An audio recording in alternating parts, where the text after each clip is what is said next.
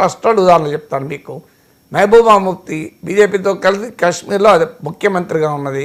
తర్వాత ఏం జరిగింది? ఇప్పుడు అసలు బీజేపీకి వ్యతిరేకంగా నేనే పెద్ద ఉద్యమం నడుపుతున్నా అంటుంది. వీళ్ళందరూ అడ్రస్ లేకుండా పోయారు. మళ్ళీ గమనించండి, మహబూబా ముఫ్తీ అడ్రస్ లేకుండా పోయింది. మీరు నవీన్ పట్నాయక్ ఓడిపోయాడు. జగన్మోహన్ రెడ్డి ఇలాగే బీజేపీతో ఆయన సిబిఐ ఈడీ కేసులు ఉండడం వల్ల ఆయన బీజేపీకి అండగా ఉన్నాడు, అధికారంలో ఉన్నా ప్రతిపక్షంలో ఉన్నా. ఇలా ఆయన పరిస్థితి ఏంటి? ఆయన పార్టీ ఎంపీలను తీసుకొని తమ పార్టీ ఎంపీలుగా మార్చుకున్నారు. ఆర్ కృష్ణయ్య ఆల్రెడీ అయ్యాడు, విజయసాయిరెడ్డి రేపో మాపో అవుతాడని అంటున్నారు. సో ఏం జరుగుతుంది? బీజేపీ మాత్రం కోల్డ్ బ్లడెడ్ పాలిటిక్స్. నాకు సహకరించిన జగన్ కావచ్చు, సహకరిస్తున్న చంద్రబాబు కావచ్చు, నా పెరుగుదలకు అడ్డంకేస్తే ఇంతే సంగతులు అంటుంది. సహకరించిన నవీన్ పట్నాయక్ ఇంతే సంగతులు అన్నారు, మమతా బెనర్జీ ఇంతే సంగతులు అన్నారు, కేసీఆర్ అన్నారు, మహబూబా ముఫ్తీ అన్నారు, డిఎంకే అన్నారు. ఎందన్నలే అది తప్పేమన్నాను నేను. బీజేపీ విధానం అది తన పార్టీ పెంచుకోవడానికి బీజేపీ ప్రయత్నిస్తే తప్ప టీడీపీ పెరగడానికి బీజేపీ ఎందుకు ప్రయత్నిస్తారు? బీజేపీ పని కాదు కదా టీడీపీని పెంచడం. కానీ బీజేపీని పెంచమని వీళ్ళు చేస్తున్నారు. చేసిండ్రు, పోనీయండి. దేశం కొరకు ధర్మం కొరకు బీజేపీ లాంటి పార్టీకి కావాలని పెంచినాం అనండి, అయిపోతుంది. కానీ మళ్ళీ బీజేపీ పెరిగినాక మాత్రం బీజేపీ పైన పోరాటం అంటారు. మళ్ళీ బీజేపీని తెలంగాణలో పెంచింది ఎవరు? బీఆర్ఎస్ కదా. మళ్ళీ బీజేపీ పైన పోరాటం అంటే ఎట్లా? ఒరిస్సాలో బీజేపీని పెంచింది నవీన్ పట్నాయక్, మళ్ళీ బీజేపీ పైన పోరాటం అంటారు. బెంగాల్లో బీజేపీని పెంచింది మమతా బెనర్జీ, మళ్ళీ బీజేపీ పోరాటం అంటారు. కాశ్మీర్లో బీజేపీని పెంచింది మహబూబా ముఫ్తీ, మళ్ళీ బీజేపీ పైన పోరాటం అంటారు. పెంచిందే మీరు, మళ్ళీ పోరాడడం ఏంటి అంటున్నా. ఇప్పుడు చంద్రబాబు నాయుడు అంతే చేశాడు. 2014 నుంచి 18 దాకా బీజేపీని పెంచాడు. 18లో బీజేపీలో ధర్మ పోరాటాలు అన్నప్పుడు మళ్ళీ పెంచుతున్నాడు. మళ్ళీ రేపు ధర్మ పోరాటం అంటే మీరు చూస్తుండండి. ఇది నవీన్ పట్నాయక్ నుంచి మన ఉదాహరణగా తీసుకుంటే దేశమంతా జరుగుతున్న రాజకీయం ఏది కదా. Right sir, thank you so much sir. చాలా అంశాలకు సంబంధించి చాలా డీటెయిల్డ్గా విశ్లేషణ అందించి నేను చెప్తాను.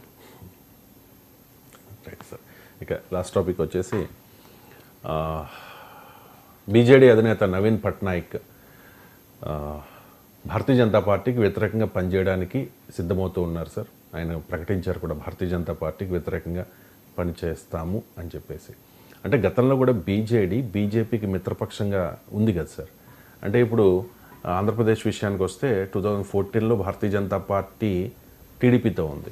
2019లో టీడీపీ భారతీయ జనతా పార్టీని వ్యతిరేకించింది. 2024లో మళ్ళీ టీడీపీ బీజేపీ కలిశాయి. అండ్ ఈ బీజేపీతో దోస్తీ విషయంలో పార్టీల వైఖరి తరచూ ఎందుకు మారుతోంది సార్? అనే బీజేపీతో దోస్తీ మాత్రమే కాదు, దేశంలో పొత్తులు మారుతూ ఉంటాయి. అదొక డైమెన్షన్.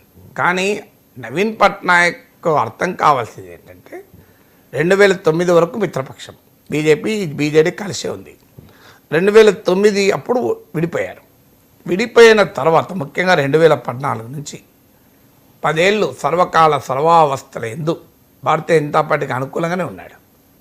ఎప్పుడు 2024లో ఆయన పదే పోయేంత దాకా అనుకూలంగానే ఉన్నాడు. ఆయన కుర్చీ పోయాక ఇప్పుడు బీజేపీతో పోరాడతాను, బీజేపీ ఫాల్స్ నరేటివ్ను మీరు పంక్చర్ చేయాలని తన పార్టీ కార్యకర్తలు పిలిపించాడు. ఇదే బీజేపీని పెంచింది నువ్వు కదా. నువ్వు ఒరిస్సాలో బీజేపీని పెంచింది ఎవరు? బిజు జనతా దళే. నిన్నటిదాకా పార్లమెంట్లో మద్దతు ఇచ్చి బీజేపీకి అండగా ఉండి ఒరిస్సాలో బీజేపీ పెరుగుతుంటే చూస్తూ ఊరుకొని ఇప్పుడు పెరిగినాక బీజేపీకి వ్యతిరేకంగా నేను పోరాడతాను. ఇది బీజేపీ వ్యతిరేక బీజేపీయేతర ప్రాంతీయ పార్టీల స్వభావం. అంటే బీజేపీ పెరుగుదలకు బాటలు వేస్తారు, బీజేపీతో కలిసి బీజేపీకి అన్ని రకాలుగా సహకరిస్తారు. తర్వాత మళ్ళీ బీజేపీ పెరిగినాక బీజేపీ పైన పోరాడతామంటారు. మీకు ఇది ఒరిస్సాలోనే కాదు, నవీన్ పట్నాయక్, మీ తెలంగాణలో కేసీఆర్ 2014-19 మధ్య చూడండి. 2015లో కవిత స్టేట్మెంటు మనం ఒకసారి మీడియాలో కూడా చూపెట్టాం. మోడీ ఆహ్వానిస్తే మోడీ క్యాబినెట్లో చేరుతాం, ఇది కవిత స్టేట్మెంట్. సో మీకు నరేంద్ర మోడీకి భారీగా అండగా కూడా కేసీఆర్ వచ్చిన సందర్భాలు ఉన్నాయి. కానీ దుబ్బాకలో బీఆర్ఎస్ను బీజేపీ ఓడించింది. ఇక బీజేపీకి వ్యతిరేకంగా మమ్మల్ని మించిన లేడు, అసలు మోడీకి నేనే ప్రత్యామ్నాయం అంటూ కేసీఆర్ దేశమంతా తిరిగాడు. సో తెలంగాణలో కూడా జరిగింది అదే. మొదలు బీజేపీతో మైత్రి, బీజేపీ పెరుగుదలకు అవకాశం కల్పించడం, బీజేపీకి సహకరించడం, బీజేపీ పెరిగిన తర్వాత బీజేపీకి వ్యతిరేకంగా పోరాడతామనడం.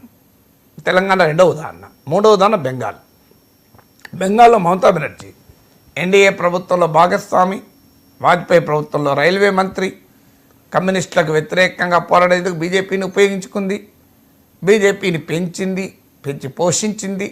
బీజేపీ ఏకమేకై మమతా బెనర్జీని సవాల్ చేస్తూ పార్లమెంట్లో మొదలై 18 సీట్స్, తర్వాత ఇప్పుడు 12 సీట్స్, అసెంబ్లీలో 77 సీట్స్ గెలుచుకుంది. ఇప్పుడు ఇక బీజేపీకి వ్యతిరేకంగా నన్ను మించిన లేరు, ఇండియా కూటమికి నేనే నాయకత్వం, అసలు మోడీని సంగతి ఏందో తేల్చగలిగేది మమతా దీకే ఉంది అని మళ్ళీ పోరాటం. మూడో ఉదాహరణ. ఇలా మీకు దేశవ్యాపితంగా ఇదే ఉదాహరణలు మనకు కనబడతారు. ఒక రాష్ట్రం కాదు, చాలా రాష్ట్రాల్లో బీజేపీకి అవకాశం ఇచ్చి బీజేపీ పెరిగేలా చేసి తర్వాత బీజేపీలో పోరాటం అంటాడు. ఇదేం రాజకీయ వ్యూహమో నాకు అర్థం కాని అంశం. ఇప్పుడు ఆంధ్రప్రదేశ్లో తెలుగుదేశం సరిగ్గా ఇదే పని చేస్తుంది. ఇప్పుడు బీజేపీకి అన్ని రకాలుగా సరెండర్ అయిపోతుంది. ఆఖరికి తెలుగుదేశం నిలబడాల్సిన అంశాలపై కూడా నిలబడలేదు. డీలిమిటేషన్ పైన నిలబడలేదు, మీకు వర్క్ ఫ్యాక్ట్ పైన నిలబడడం లేదు, దేనిపైన నిలబడలేదు. ఎక్కడైతే డిమార్కెట్ చేసుకోవాలో కూడా అక్కడ డిమార్కెట్ చేసుకోలేకపోతుంది. బీజేపీ మాత్రం అవసరం ఉన్న చోట క్లియర్గా డిమార్కెట్, నాకు సంబంధం లేదు, మేనిఫెస్టోని ముట్టుకోలే.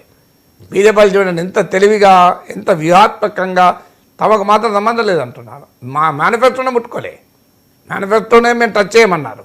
కానీ బీజేపీ ఎజెండాను హిందీ వృద్ధుతా అంటే ఏమున్నది, హిందీ కాదు జపనీస్ చెప్పొచ్చు, జర్మన్ చెప్పొచ్చు అని మొత్తం డైవర్ట్ చేసి పడేశారు. డీలిమిటేషన్ అంటే డీలిమిటేషన్ నీరు కార్చారు, ఆ ప్రత్యేక హోదా వదిలేశారు, విభజన హామీల ముచ్చటే లేదు, అమరావతికి అప్పులు ఇచ్చినా మంచిదే అంటున్నారు, నిధులు ఇవ్వకపోయినా, విజయవాడ విశాఖ మెట్రోకు సహకరించకపోయినా మంచిదే అంటున్నారు, విశాఖ స్టీల్ ప్లాంట్ ప్రైవేటీకరణ ఆపండి అని స్టేట్మెంట్ ఇస్తున్నారు తప్ప క్యాబినెట్ రెజల్యూషన్ మార్చడం లేదు. ఇంత సరెండర్ ఎందుకు కావాలి? అయ్యారనుకుందాం, పోనీ వాళ్ళ ఇష్టం, వాళ్ళ పార్టీ వాళ్ళ ఇష్టం. రేపు దీన్ని ఉపయోగించుకొని బీజేపీ పెరుగుతుంది. ఎందుకు పెరగదు? మీరు ఖచ్చితంగా చూడండి, ఆంధ్రప్రదేశ్లో బీజేపీ పెరుగుదలకు తెలుగుదేశం బాటలు వేస్తుంది. అప్పుడేమంటారు, మళ్ళీ ఇక బీజేపీ పైన ధర్మ పోరాటాలు మొదలవుతాయి. మీరు చూడండి, ఇది ఒక 4-5 ఏళ్ళ వ్యవహారం. ఇది నేను బెంగాల్ది జరిగింది చెప్పాను, ఒరిస్సాలో జరిగింది చెప్పాను, తెలంగాణలో జరిగింది చెప్పాను, దేశంలో చాలా రాష్ట్రాలు ఉదాహరణలు చెప్తాను మీకు. మహబూబా ముఫ్తీ బీజేపీతో కలిసి కాశ్మీర్లో అది ముఖ్యమంత్రిగా ఉన్నది. తర్వాత ఏం జరిగింది? ఇప్పుడు అసలు బీజేపీకి వ్యతిరేకంగా నేనే పెద్ద ఉద్యమం నడుపుతున్నా అంటుంది. వీళ్ళందరూ అడ్రస్ లేకుండా పోయారు. మళ్ళీ గమనించండి, మహబూబా ముఫ్తీ అడ్రస్ లేకుండా పోయింది. మీరు నవీన్ పట్నాయక్ ఓడిపోయాడు, జగన్మోహన్ రెడ్డి ఇలాగే బీజేపీతో ఆయన సిబిఐ ఈడీ కేసులు ఉండడం వల్ల ఆయన బీజేపీకి అండగా ఉన్నాడు, అధికారంలో ఉన్నా ప్రతిపక్షంలో ఉన్నా. ఇలా ఆయన పరిస్థితి ఏంటి? ఆయన పార్టీ ఎంపీలను తీసుకొని తమ పార్టీ ఎంపీలుగా మార్చుకున్నారు. ఆర్ కృష్ణయ్య ఆల్రెడీ అయ్యాడు, విజయసాయి రెడ్డి రేపో మాపో అవుతాడని అంటున్నారు. సో ఏం జరుగుతుంది? బీజేపీ మాత్రం కోల్డ్ బ్లడెడ్ పాలిటిక్స్. నాకు సహకరించిన జగన్ కావచ్చు, సహకరిస్తున్న చంద్రబాబు కావచ్చు, నా పెరుగుదలకు అడ్డంకేస్తే ఇంతే సంగతులు అంటుంది. సహకరించిన నవీన్ పట్నాయక్ ఇంతే సంగతులు అన్నారు, మమతా బెనర్జీ ఇంతే సంగతులు అన్నారు, కేసీఆర్ అన్నారు, మహబూబా ముఫ్తీ అన్నారు, డిఎంకే అన్నారు, ఎందన్నలే. అది తప్పేమన్నాను నేను. బీజేపీ విధానం అది తన పార్టీ పెంచుకోవడానికి బీజేపీ ప్రయత్నిస్తే టీడీపీ పెరగడానికి బీజేపీ ఎందుకు ప్రయత్నిస్తారు? బీజేపీ పని కాదు కదా టీడీపీని పెంచడం.